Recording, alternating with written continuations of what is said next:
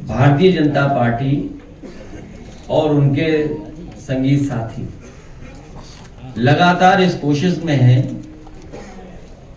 जो कीमती जमीन है उसको कैसे हथिया लें, और उसकी सूचनाएं अलग अलग जिलों से अलग अलग समय पे आती रही हैं।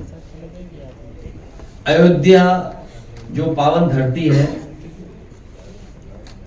भगवान श्री राम की धरती पर भी नहीं उन्होंने कोई शर्म की, जिसमें न केवल पॉलिटिकल पार्टीज ने बल्कि आम लोगों ने भी सवाल खड़े किए थे। और आज भी समझने में हम लोग नाकाम हैं कि आखिरकार इतने मिनट में जमीन की कीमत इतनी कैसे हो सकती है। इसी तरह वाराणसी है, अब तो सुनने में आया गोरखपुर में जमीनों को लेकर के बहुत बड़े पैमाने पे गोरख धंधा चल रहा है। केवल जमीनों का गोरख धंधा नहीं है बल्कि हर तरह का गोरख धंधा चल रहा है। हाल ही में जो घटना हमने और आपने देखी और मीडिया के माध्यम से जो जानकारी हासिल हुई, पॉलिटिकल हमारे जो संगठन के लोग हैं उनके माध्यम से जो जानकारी मिली, बड़े पैमाने पर गोरखपुर में गोरख धंधा चल रहा है। जमीनों का भी है, अन्याय का भी है, उत्पीड़न का भी है। याद कीजिए 2022 के चुनाव से पहले वहीं की पुलिस ने एक होटल में घुस करके जांच के बहाने एक व्यापारी जो कानपुर गए थे अपने कारोबार के लिए गए और देखने गए थे, वहां पर पीट करके पुलिस के लोगों ने उसकी जान ले ली थी। सोचो कितने दिन पहले, कई साल पहले, और लगभग उसी तरह की घटना फिर देखने को मिल रही है। एक नौजवान जो डॉक्टर बनता, न केवल अपना भविष्य बेहतर करता बल्कि अपने परिवार का सहारा बनता, जो उसकी तस्वीर और जो वीडियो और जो जानकारी मिली है, सोचो कैसे उसकी जान ले ली गई। कोई उसको देख भी नहीं सकता है तस्वीर को या वीडियो को, इतना भयावह दृश्य है। और सरकार हाथ पे हाथ रख के बैठे, और कब किसकी तस्करी हो रही थी।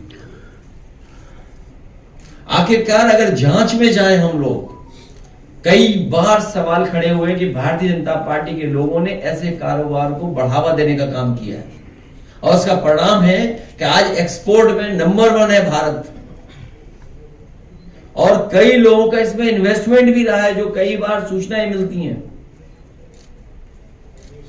जो सोचिए लीगल इलीगल की बहस में स्लॉटर के नाम पर वोट ले रहे थे, 9 साल के बाद भी वहां पर वह तो तस्करी हो रही है, और तस्करी को रोकने के उसमें एक नौजवान जो डॉक्टर बनता उसकी जान चली गई। आम जनता सड़कों पे थी, कोई पॉलिटिकल पार्टी नहीं सड़कों पे थी, आम जनता सड़कों पे थी। ये बताता है कि इनका जो कानून व्यवस्था का काम करने का तरीका है, जो जीरो टॉलरेंस का नारा, वो जीरो हो चुका है, इनका जीरो है। आज हम लोग यहां पर बागपत, नोएडा, गाजियाबाद के कार्यकर्ता नेता बैठ करके कुछ चर्चाएं की हैं। एसआईआर जो होने जा रहा है और शुरू हो गया है काम, उस पर एक तरह से नई वोटर लिस्ट बन रही है। और जब हम 3 जिले के लोग यहां बैठे थे, तभी महोबा से हम लोगों को जानकारी मिली कि एक ही घर में सोचो कितने हजार वोट, 4000 से ज्यादा वोट बने हुए एक ही घर से, एक ही मकान से। नोएडा के हमारे कार्यकर्ता नेताओं ने भी कई जगह जानकारी हासिल की, कई 100 वोट एक एक एड्रेस पे है। हमारे महानगर अध्यक्ष और एक कार्यकर्ता मुझे बता रहा था कि कितने हजार वोट हैं। 42,070। सोचिए, ये एक लंबी सूची है इनके पास, न केवल नाम है, न जाने क्या क्या है। लेकिन ये बात अगर हम आज उठा रहे हैं तो संबंधित अधिकारी यही कहेंगे तो हम एसआईआर भी तो इसीलिए करा रहे हैं। अगर आज ये सवाल हम और आप लोग उठा रहे हैं तो सरकार और आयोग बचने के लिए ये कहेगा कि एसआईआर भी तो हम इसीलिए रिवीजन इसीलिए तो कर रहे हैं, रिवीजन होने के बाद आपकी वोटर लिस्ट को ठीक कर रहे हैं। इसका मतलब पहले से जो बोर्ड बने हुए हैं, जो शिकायतें समाजवादी पार्टी या और पॉलिटिकल पार्टीज ने किया, उन पर कोई भी कार्रवाई चुनाव आयोग ने नहीं की, और उसका परिणाम यह हुआ कि धीरे धीरे प्रशासन का सहारा लेकर के भारतीय जनता पार्टी ने चुनाव आयोग को जुगाड़ आयोग बना दिया अपना, प्रशासन से मिलकर के और प्रशासन का साथ लेकर के। अगर समाजवादियों की शिकायत रही होगी तो उस पर कोई कार्रवाई नहीं रही की होगी। वोट फर्जी बनाने का काम, नकली नामों से वोट बनवाना, उसके बाद डलवाना, गंभीर विषय ये नहीं है कि नाम कैसे आ गए, ये तो शिकायत हम लोग करते ही रहे, लेकिन इससे भी गंभीर बात है कि उनके वोट बीजेपी ने पड़वा लिए अपने पक्ष में, और एक फर्जी आधार बनाकर। बीजेपी के पास कोई मशीन है जो बूथ पर वो भेजते हैं चुनाव के दिन, उनके लोगों को ट्रेनिंग दी जाती है कि कैसे नकली आधार बनाया जाता है। ये बीजेपी के पास कोई ऐसी तैयारी है कि बूथ और वोट डालने के दिन वो नकली आधार बनाने की मशीन ले आते हैं और नकली आधार बना करके वोट डाल देते हैं। मान लीजिए महोबा से खबरें आ रही हैं तो ये बात तो होगी कि वोट डाला होगा उन्होंने कहीं ना कहीं। इसलिए हम अपने कार्यकर्ताओं से आज यही उम्मीद करते हैं कि बीएलए बनाएं, मजबूत बीएलए बनाएं, एजेंट हमारे जो बूथ लेवल एजेंट जो वोटर लिस्ट पर निगरानी रख सकें, अपना वोट कटने न दें, भारतीय जनता पार्टी का वोट फर्जी बनने न दें। जिस तरीके से भारतीय जनता पार्टी ने पॉलिटिकल पार्टीज के और पॉलिटिकल पार्टी के वर्कर्स को काम ज्यादा मिल गया है, काम ज्यादा दे दिया है, आपको अपना वोट बनाना है, वोट कटने से बचाना है, वोट वोटर लिस्ट में जुड़वाना है, फिर पढ़वाने के लिए संघर्ष करना है वोट अपना, फिर वोट की निगरानी करनी है गिनने के लिए, फिर जो बाद में घोटाला करते हैं उसमें भी हमें बचना है।